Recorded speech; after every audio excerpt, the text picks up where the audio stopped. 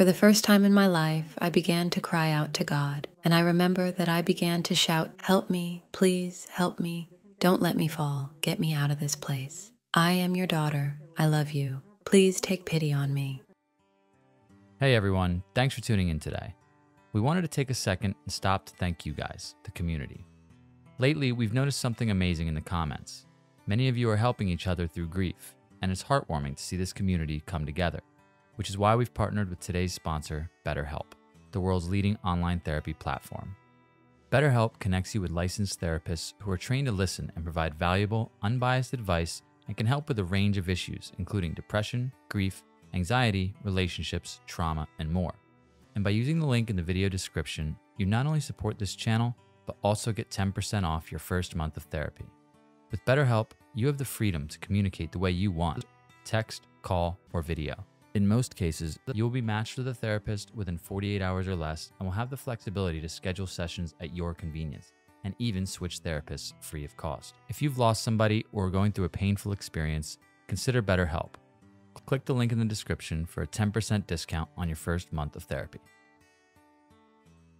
Hello, my name is Arianna. I am 40 years old, an organizational psychologist, and a specialist in therapy and cognitive behavioral therapy. I am Peruvian. I was born in Ecuador, but I have lived in Peru for many years, almost all my life, and my experience has been quite strong. I was born into a very believing Catholic family. I have very faithful parents and an older sister. We prayed the rosary, went to Mass, and prayed together. I have memories of a very happy childhood. I remember the four of us always doing different things, and I had a perfect relationship with my parents. I remember having a tranquil, very happy childhood, and, above all, with a lot of faith in God. Well, I'm starting to grow now. I reached adolescence and pre-adolescence at 11, 12, and 13 years. I studied in a secular school where we were practically not taught religion, so I received all my faith from home. I had a group of friends with whom we had already started attending parties. We began to have our first lovers, as they say here in Peru. She was a curious girl with a lot of desire to discover the world and to try a little bit of everything. I always had this way of being unsociable, open, and friendly. I like meeting people. I started trying different things, and the group of friends where I was, for example, were already having parties. At 13 and 14 years old, we started trying alcohol, typical of a teenage girl, and I gradually began to focus more on this topic, on my social life, and my friends. As is often the case at that age, my world was my friends. I was going out, going to parties. My mother saw that I was inquisitive, curious, awake, always trying to prove the forbidden. She was trying to set specific limits for me, to take care of myself a little, so that I don't grow so fast. So, since we have very similar personalities and strong characters, we began to clash. And I remember that after the age of 14, I started to move away from her. My mom was quite strict. She wouldn't let me do many things that other friends were already doing. And at that time, you didn't understand it. When you're a teenager, you only want to be free and do some of what you want. I cut through many things with them. I didn't let them tell me almost anything anymore. I was convinced I had to do what I wanted, and no one could limit me. I finished school and went to university to study psychology. I always knew that I wanted to be a psychologist, and I was already in college because my eyes were opened to other realities. I studied at the Catholic University, a university with many careers and people from various backgrounds. Then I began to meet other types of people with totally different ideas from mine and from what I had been taught at home. I began to realize that suddenly what I had been taught at home, beliefs, especially religious beliefs, were not shared by almost anyone in my university environment. Then, on the contrary, we began debates about faith, God, the existence of God, angels, the Catholic Church, its beginnings, and so on, and the typical university debates about the Church and its validity. Little by little, I began to doubt everything I had received at home and think that they were suddenly already out of date and old, and that today, well, we must think differently. In the last cycle of university, I did an exchange in Canada for university. I went to live there for a year, and then in Canada, because I finished meeting people from all over the world and friends from all countries. And of course, I could already see that the lifestyle of many people was different. So much more liberal people, where the subject of innocence, the topic of living a life of faith, a life a little more focused on spiritual life, didn't exist. Many people told me no. This went out of fashion. That was before, only for certain people with nothing else to do. We are young. We must live life. Enjoy your life, carpe diem. And I took that as my own. So I returned to Peru after a year, wondering if my life would be different. At 23, I left my house and started living first with a cousin and then alone. And at that time, I was with a partner. I always had long relationships, 4 or 5 years, where I always thought that was the person who would be the man of my life. I fell in love very quickly and had these slightly stormy relationships that ended badly and where I was hurt. Then, it was like a vicious circle getting bigger and bigger because I suddenly started to think that love didn't exist after so many bad experiences. Whenever I broke up with one of my partners, I suddenly felt this wasn't for me, not me. I'm built to have a relationship. I always have people who don't, who aren't the right person for me,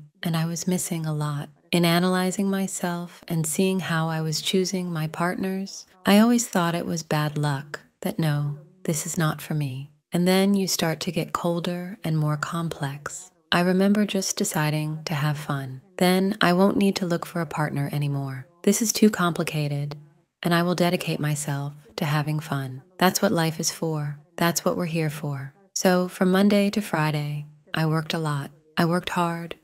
And on Saturday and Sunday, I was having fun. I went out to dance here and there, parties and clubs. I was filling my schedule with activities. I remember the gym, trips with friends, and work trips. I always wanted to travel, go out, and not be in the house. I didn't like being alone in my place. I wouldn't say I liked having solitude or silence because it seemed very uncomfortable. What am I doing here all by myself? I wouldn't say I enjoyed having time for myself, and I always came home and turned on the TV. I wanted to have some noise, not to think. I wouldn't say I liked the subject of introspection, of reviewing my life, thoughts, and feelings, despite being a psychologist, because I found it uncomfortable to face myself with my life.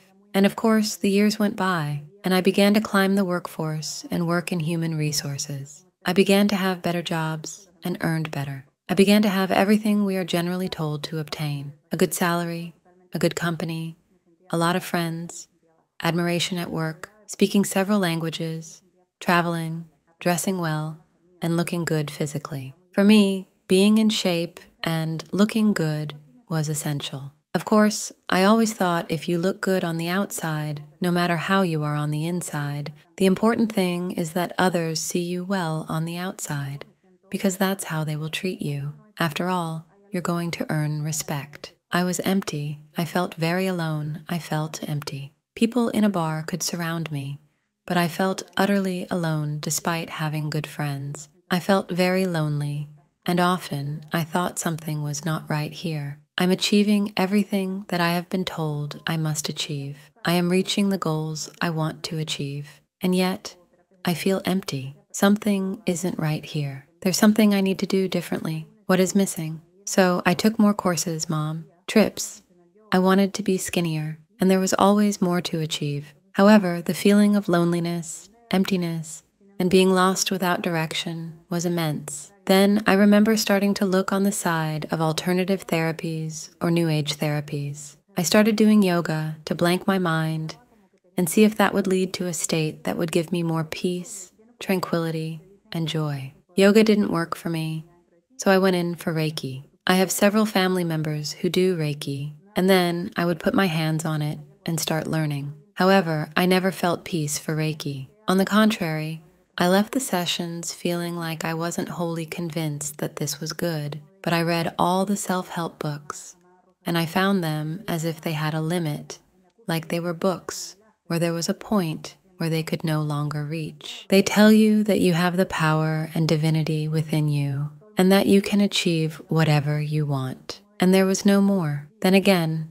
the same emptiness. There's something I need to understand that I need to do better. Then I started looking at other people's testimonies. I remember a testimony that shocked me a lot. It was that of a former model. I think she's Colombian. Her name is Ana Rosa Perez, because she was at the peak of her modeling career, was already modeling in New York and so on, and she had all the money and felt empty. Everyone wanted to be with her, and her experience resonated powerfully. Then I began little by little to try again to get closer to God. It was very uncomfortable. I didn't want to know anything about praying or anything like that. It seemed like people had nothing else to do, and I had much more important things. The world was pulling at me again. The world, I mean, was material things, trips, parties, friends, and so on. So I didn't have the time to have a moment for myself, meditate, pray, or seek my spiritual side. And so many years went by before I finally did therapy. Ayahuasca is a medicinal plant that we use a lot here in Peru. It's a hallucinogenic plant. You take the plant, the extract, and you go into a state of ecstasy. And this state lasts all night. It's solid. Then I did 2 sessions with this ayahuasca plant. I remember that sessions were super strong. You started to hallucinate and see things supposedly from past life, and so on. I saw powerful, hideous things, and I remember that there was a person who was like the shaman who was with us, accompanying us in this session. She also took the plant, and then she would come in and see what each one of us was exemplary. Then there came a time when I said, "Look, this is horrible. I don't want to do this." And she just pulled you out of the trance. I didn't know what all these types of therapy meant and how dangerous they were. At that time, what I wanted was to feel good, to feel better, to find peace. I didn't find it with ayahuasca, quite the contrary. After doing the sessions, I returned to my house. I started to feel very afraid. I felt like I was being persecuted. I felt like there was always something next to me, but I couldn't explain it. It was like there was a presence. I saw shadows at night, felt like something was watching me, and couldn't sleep. I started taking sleeping pills. Panic attacks started, and I felt so sick that I went to my dad. At the time, I was 28 years old, and I went to my dad which I never did, and I told him to look, Dad, and right now I feel terrible. I've done all these things, and the truth is that I'm feeling worse and worse. My dad is a man of great faith. He only listened to me and told me, "Look, daughter, I am currently consecrating to Jesus. You have 33 days to prepare to make the consecration. Let's do it together." At that time, I didn't understand anything about the blessing or what it was about. I said I consecrate myself to Mary. Well, it must be a good thing. So we did the 33 days together. We dedicated ourselves together, and I started to feel like there was a light at the end of the tunnel, like there was some hope amid my situation. A few years passed, and I was with another couple. We were living together, and I got pregnant, so I decided to have my daughter. At that time, I didn't plan to get married. I had no intention of getting married. I was fine alone and didn't need a wedding to tie myself up with anyone. However, I always had long relationships because I did want a life partner deep down. So, well, I decided to prepare myself and all the preparation for the birth. I wanted to have a natural birth, and at the time of giving birth, I couldn't have a natural delivery, and they did an emergency C-section after 16 hours of labor. And at that point, I had my daughter, came home, and realized that I wasn't feeling well. The entire left side of my body had swelled from the leg to the arm. Everything was streamed as if I had been inflated.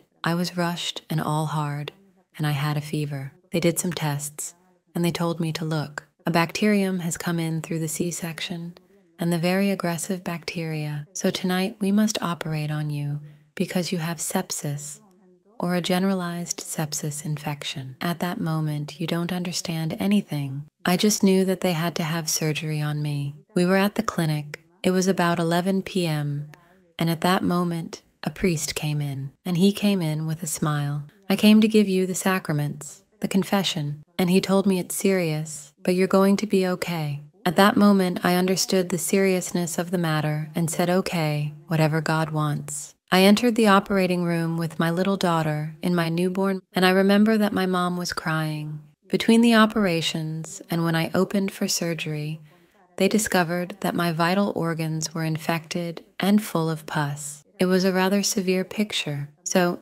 they decided to put me in an induced coma so that my body could react. I was in an induced coma for 2 days, and it was during those 2 days that I had this vision and this experience that God then asked me to tell the world. The first thing I felt was that I was leaving my body. It was like I saw myself in bed, on the stretcher, and I started to go out. I saw the 4 doctors there talking about what they would do to save me. I began to rise. It's a weird feeling because you realize you don't have the physical body's limitations.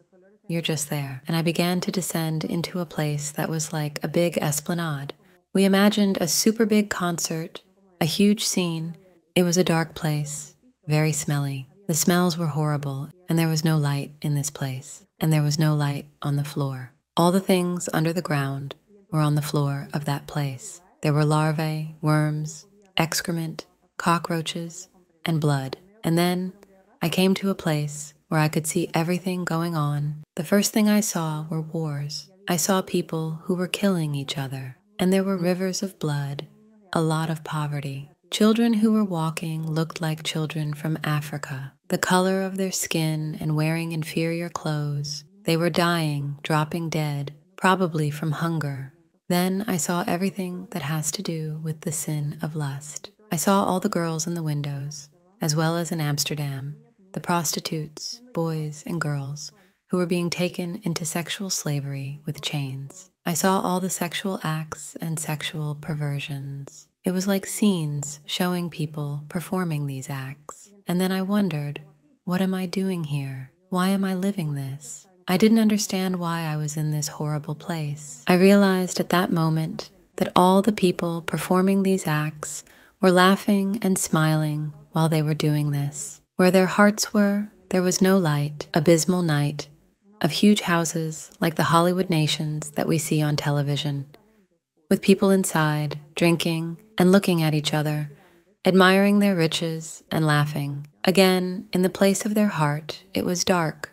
There was no light. And finally, I saw everything that has to do with the cult of the body. Desperate people exercise, men and women with perfect bodies exercising, looking at each other, admiring their bodies, and all ideal on the outside. Again, in the place of the heart, there was nothing. So I was in the middle of all this, watching and thinking, why am I here? I don't want to be here. The feeling of that place was like everything was fake. It was a big lie. Everything was a lie. Everything was false. I wanted to get out of this place. I haven't done any of these things. I have been good in my life. I haven't hurt anyone. I haven't killed anyone. I saw a being very much like Marilyn Monroe. I remember, yes, beautiful, a perfect woman. And this woman was in the middle, giving everyone what everyone wanted. But this woman's appearance was sinister. Even though beautiful, stunning, and perfect, it was scary. It was terrifying when I saw her. Come, I can give you anything you want. You must adore me. Then I replied, I know who you are and I don't believe you. Besides, you're a woman and I'm not attracted to you. He told me not to worry. I can become a man. And he began to transform into a very handsome, perfect man, the kind of man that I like. And at that moment, a tremendous spiritual battle began between my soul. And this being is a being that knew me perfectly, knew my weaknesses, and was tempting me. So that was like a spiritual battle that, for me, lasted centuries. It probably lasted a second. In the spiritual world, there is neither time nor space, and it was tough. My soul retreated into itself. For the first time in my life, I began to cry out to God, and I remember that I began to shout to my God, help me, please help me, Don't let me fall. Get me out of this place. I am your daughter. I love you. Please take pity on me. It was tough. And I remember that at one point, I felt like a giant hand that started to pull me out. It came and started to take me out of this place. And I started to rise, to leave it. I could already see it disappearing, and I was still growing. And of course, the terror, the fear, the anguish began to go away, and I began to feel an incredible peace. I remember seeing a heavenly light. It was a hell of a lot stronger than the sun. In the spiritual world, all things are honest and authentic. And if I could explain it in any way, it's like everything we see here on earth we're seeing through fogged glass or dirty glass. But in the spiritual realm, everything is more accurate. The sounds, the smells, the colors, everything is felt in a more precise way. It is a natural environment. It is the actual reality. Then I saw this super strong skylight and was getting closer to it. I began to hear a choir-like children singing a melody. It's like the most beautiful melody you can listen to that I've ever heard again. Then I began to feel peace and tranquility. When I saw this heavenly light, I thought I was going to see God. And I began to feel a joy. I started to feel the same way when you're on the beach and a wave comes and it rolls around you just like it, but with love. And rivers of love began to fall upon me. And that love was so deep, intense, extensive, and natural that it penetrated every cell of my soul. And my whole soul was entire of that love. And it kept coming, and it kept coming. It is a love that I have never felt again here in the world. It's not my love for my daughter, parents, or anyone. It is a much more robust and purer love. Then I just let myself be filled up. At no time did I feel judged, and at one point I wanted to give back. When you are in the presence of God and God's love, your soul wants to return that love. And when I tried to return the love, I realized, to my surprise, that my whole life, the whole life I had led at 33, had been empty. I had always thought about myself, only about myself and my selfishness. I always thought first about myself before about others, about being well, about what satisfied me, and even about the good things I had done with patients, friends, or people who needed help. It had always been for me, for my ego, to satisfy myself, for my image with others, and never out of true love. So, at that moment, I understood that my life had been empty, and that I had nothing to give back. I felt a lot of shame and a lot of sorrow. I wanted to hide in disgrace in the face of this scorching, overwhelming love that kept coming, and all I wanted was to stay in that state, to the place where I always wanted to be, to the area of peace, the place of tranquility, of love, of infinite joy. But I also understood that this was not my time. I had to come back,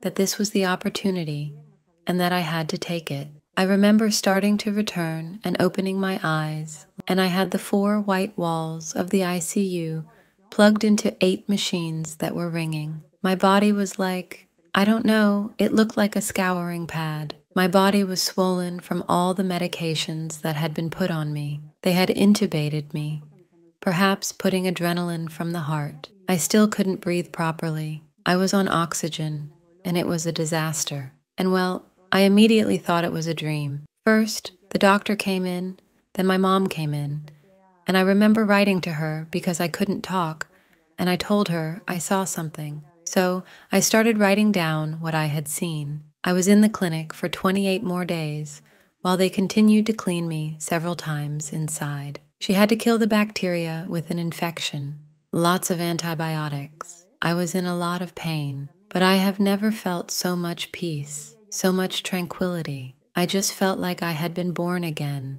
discovering everything for the first time. I was grateful to be alive, and with a peace I had never felt before. I remember that friends were going to visit me at the clinic, and they told me, "You look different, like another person. You're happy and calm." So I left the clinic and saw everything with different eyes. I remember that the first challenge was arriving at my house with my little daughter or my partner, and I was already seeing things with different eyes. Then I started to think I had to make a new life. I had a lot of desire in my heart to get closer to God. So the first thing I did was go to the prayer group where I belonged and tell the priest.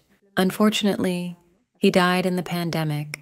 So I spoke to his father. He told me, start praying, start praying. At that time, I didn't know how to pray well. So I started praying alone for the first time to ask God, okay, what does this mean? And already in prayer, the Lord told me clearly, all this has been a gift that I have given you. It has been an experience that I have given you to share with the world. I want you to proclaim yourself a healthy woman freed by your Father God. Those were his textual words. It healed because my body recovered from this sepsis, and released because it began to free my heart. I felt a lot of resentment, a lot of sorrow and pain with my mom because of everything I had been through as a teenager, because I felt that she had abandoned me for many years. I approached the church, the Mass, the sacraments, and constant prayer. For the first time, it was like I felt that just as when you needed oxygen to breathe,